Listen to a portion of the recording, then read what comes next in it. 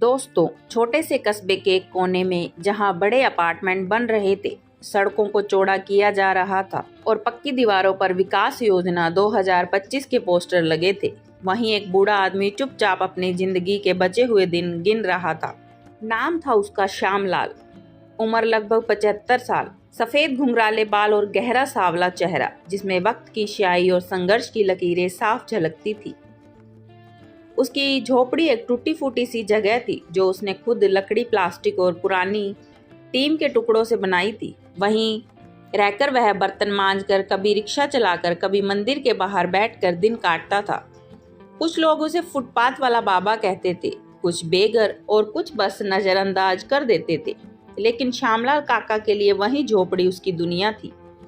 वो छत जिसने उसकी बीमार पत्नी की सांसों को आखिरी बार रोका था।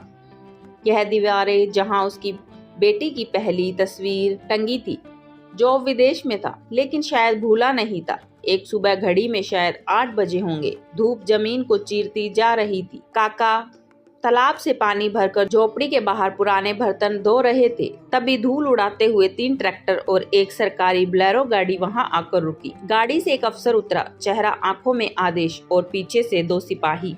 अरे हटाओ झुग्गी को, जमीन कब्जा किया हुआ है, इसमें साफ सफाई अभियान चला है। काका ने चौंक कर देखा। रुकू बाबूजी, यह मेरी जगह है, बरसों से यह मेरा घर है।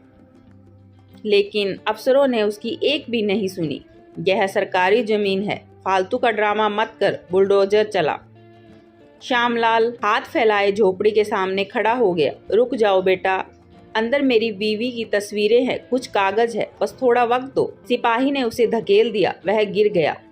आसपास के लोग बस देखते रहे, कुछ हंसते, कुछ चुपचाप अपने मोबाइल से वीडियो बनाते। और फिर एक पल में आग लग गई। बुलडोजर के बाद जली हुई लकड़ी, प्लास्टिक के टुकड़े और धुएं से घुली रामलाल की जिंदगी बस राख बन गई। वह वहीं राख के ढेर में बैठा, जैसे कुछ कहने की ताकत नहीं बची हो। आंखों से आंसू नहीं निकले, शायद वो भी झुलस चुके थे। कुछ मिनटों तक सब चुप था। फिर श्यामलाल धीरे से उठा, कांपते हाथों से राख को हटाने लगा। किसी को समझ नहीं आया कि वह क्या खोज रहा है। तभी उसने कोना खोदा। वहां से निकली एक पॉलिथीन में लिपटी पुरानी जर्जर हो चुकी फाइल। लोग सोच रहे थे कि यह क्या है। जब उसने उसे खोलकर निकाला, जमीन के असली दस्तावेज उस पर साफ लिखा था। भीड़ में सन्नाटा पसर गया। एक लड़के ने मोबाइल से तस्वीर लेकर तुरंत सोशल मीडिया पर डाल दी। जिसे हटाया गया वो जमीन का मालिक निकला। अब कहानी ने करवट लेनी शुरू कर दी। सड़क के किनारे अब भी धुआं उठ रहा था। लकड़ी के जले टुकड़े, पिघली हुई प्लास्टिक, राख के बीच बैठा श्यामलाल उस जमीन के दस्तावेजों को अपने कपड़े से धीरे धीरे साफ कर रहा था, जैसे कोई माँ अपने बच्चे की धूल साफ कर रही हो। चारों ओर भीड़ जमा हो गई थी। जो लोग कुछ घंटे पहले चुप थे, अब फुसफुसा रहे थे। अरे यह तो असली कागज लगते हैं, इतनी पुरानी तारीख है, यह जमीन तो उसकी है। अब क्या करेगा प्रशासन? तभी एक नौजवान वकील आदमी फिर से आगे आया। यह कागज मुझे दिखाओ। श्यामलाल ने उसे चुपचाप फाइल थमा दी। आदमी ध्यान से पढ़ने लगा, फिर फौरन मोबाइल से किसी को कॉल किया। हेलो सर, मीडिया में न्यूज फैलवानी है। गरीब बुजुर्ग की जमीन पर चला बुलडोजर, सारे कागज वैध हैं। हाँ, मैं तस्वीरें भेज रहा हूँ। तभी कुछ ही देर में ट्विटर, फेसबुक, इंस्टाग्राम पर तस्वीरें वायरल हो गई। जस्टिस फॉर श्यामलाल ट्रेंड करने लगा। शाम होते होते नगर निगम के दफ्तर में हलचल मच गई थी। तहसीलदार से लेकर डीसी तक सबके फोन बजने लगे और फिर कस्बे में चर्चा फैल गई। साहब खुद आए माफी मांगने। शाम 6:30 पर सड़क पर गाड़ी रुक गई। हूटर बजाते हुए एक सरकारी एसयूवी बाहर आई। बाहर निकलते ही एमएलए साहब का चेहरा, जो आमतौर पर घमंड से तना रहता था, आज थोड़ा झुका हुआ था। साथ में उनके नगर अधिकारी और कैमरों की भीड़ भी थी। श्यामलाल अब भी वहीं बैठा था, हाथ में वही जली हुई फाइल और आंखों में कोई शिकायत नहीं, बस थकावट। एमएलए साहब उसके पास आए। 2 सेकंड चुप खड़े रहे। फिर अचानक उनके शब्द निकले, बाबा जी माफ करिएगा, हमसे बड़ी भूल हो गई। हमें लगा यह जमीन सरकारी है, हमारी टीम से गलती हुई। श्यामलाल ने उनकी ओर देखा, बिना भाव के। गलती?